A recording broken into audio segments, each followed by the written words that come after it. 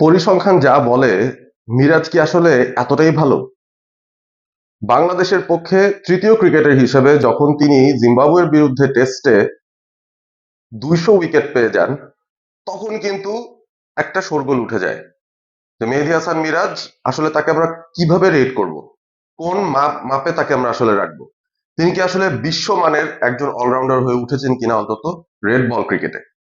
মেহেদী হাসান মিরাজের পারফরমেন্স এবারের জিম্বাবুয়ে সিরিজে দারুণ ছিল এবং সেটার পুরস্কারও তিনি পেয়ে গেছেন। প্রথম টেস্টে যদিও বাংলাদেশ হেরেছিল, তারপরও সেই টেস্টে মিরাজ দুই ইনিংসে পাঁচটা পাঁচটা করে উইকেট পেয়েছেন এবং দ্বিতীয় টেস্টে এসে 5 উইকেট এবং সেঞ্চুরি, সেই একটা 16 কলা তিনি পূর্ণ করেছেন। বাংলাদেশ দ্বিতীয় টেস্টটা জিম্বাবুয়েকে 3 দিনের মধ্যে হারিয়ে দিয়েছে চট্টগ্রামে, যেখানে বাংলাদেশ এক ইনিংস এবং 106 রানের ব্যবধানে ম্যাচটা জিতে নিয়েছে। বাংলাদেশের টেস্ট ক্রিকেটের ইতিহাসে মাত্র তৃতীয়বার বাংলাদেশ প্রতিপক্ষকে ইনিংস ব্যবধানে হারাতে পারলো। এর আগে একবার জিম্বাবুয়ে এবং একবার ওয়েস্ট ইন্ডিজকে বাংলাদেশ ইনিংস ব্যবধানে হারিয়েছিল। বলছিলাম মেহেদী মিরাজের কথা, অলরাউন্ডার মেহেদী হাসান মিরাজের কথা। এই বছরটা তার ভালো যাচ্ছে, গত বছরটাও তার বেশ ভালো গিয়েছিল এবং মেহেদী হাসান মিরাজ রিসেন্ট সময়ে তার ব্যাটিং এর যে ইমপ্রুভমেন্টটা দেখিয়েছেন, সেটার কারণেই তিনি টেস্ট ক্রিকেটে অপরিহার্য একজন ক্রিকেটার হয়ে উঠছেন। আগের একটা ভিডিওতে আমি বলেছিলাম মেহেদী মিরাজের কথা যে তিনি এই সিরিজ শুরুর আগেই একটা মাইল ফলকের দিকে এগিয়ে যাচ্ছিলেন। ফার্স্ট ক্লাস ক্রিকেটে 300 উইকেট পাওয়ার জন্য তার একটা উইকেট বাকি ছিল এবং সেই সাথে 2000 রান কমপ্লিট করার জন্য টেস্ট ক্রিকেটে তার 36টা রান বাকি ছিল। প্রথম টেস্টে তিনি রান পাননি, সেভাবে আনফরচুনেট ছিল। তবে দ্বিতীয় টেস্টে এসে বাংলাদেশ যখন ব্যাট করতে নেমেছে, যখন জিম্বাবুয়ে 217 রান করে অল আউট হয়ে যায়, 227 করে অল আউট হয়ে যায় ইনফ্যাক্ট, তারপর বাংলাদেশ যখন ব্যাট করতে নেমেছে তাদের প্রথম ইনিংসে 444 রান করার পেছনে মেহেদী হাসান মিরাজের বিরাট বড় একটা কন্ট্রিবিউশন ছিল এবং মেহেদী মিরাজ আজকের দিনটায় মোটামুটি 2 সেশনের উপরে ব্যাটিং করে তিনি তার সেঞ্চুরিটা পূরণ করেছেন। টেস্ট ক্রিকেটে এটা ছিল তার মাত্র দ্বিতীয় সেঞ্চুরি এবং সেই সাথে 9টা 50ও আছে। 2000-এর উপরে রান মেহেদী মিরাজ করে ফেলেছেন টেস্ট ক্রিকেটে। বল হাতেও পারফর্ম করলেন।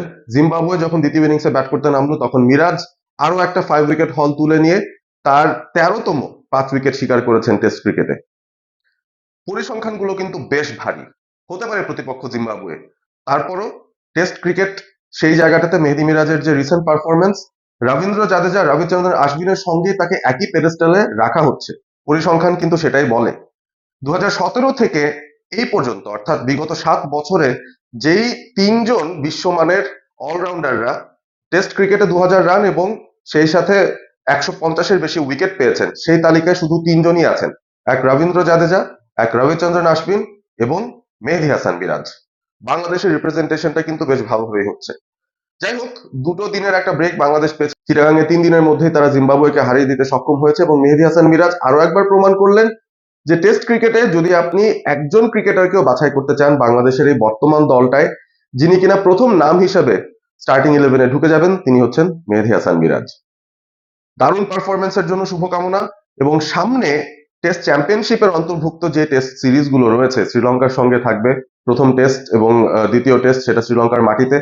আশা করব কন্ডিউসিভ উইকেট, কন্ডিউসিভ কন্ডিশনস পেলে মেহেদী হাসান মিরাজ তার এই ধারাবাহিক পারফরমেন্সটা আসলে বজায় রেখে যেতে পারবেন বাংলাদেশ ক্রিকেটের জন্য। এবং সেই সাথে বাংলাদেশের যে একটা বড় ভয়েড তৈরি হয়েছে সাকিব আল হাসান চলে যাওয়ার পর, সেই ভয়েডটা পূরণ করার জন্য যতটুকু করা প্রয়োজন, মেহেদী হাসান মিরাজ এখন থেকে তার ক্যারিয়ারের শেষ অবধি পর্যন্ত গিয়ে সেই পারফরমেন্সের লেভেলটা ছোঁয়ার চেষ্টা করবেন অন্তত। তাহলে করে কিন্তু বাংলাদেশের ক্রিকেটটাই উন্নতির দিকে যেতে থাকবে, সামনের দিকে। অভিনন্দন মেহেদী হাসান মিরাজকে, অভিনন্দন বাংলাদেশকে জিম্বাবুয়েকে হারানোর জন্য। আপনারা রয়েছেন অল স্পোর্ট এবিপির সঙ্গে। ভিডিওটি ভালো লেগে থাকলে বন্ধুদের সঙ্গে শেয়ার করবেন, সেই সাথে সাবস্ক্রাইব করুন চ্যানেলটি অল স্পোর্ট এবিপি এবং অল স্পোর্ট এবিপি ফেসবুক পেজটাও আপনারা ফলো করে রাখতে পারেন। Stay Assam, stay all sport with all sport ABP.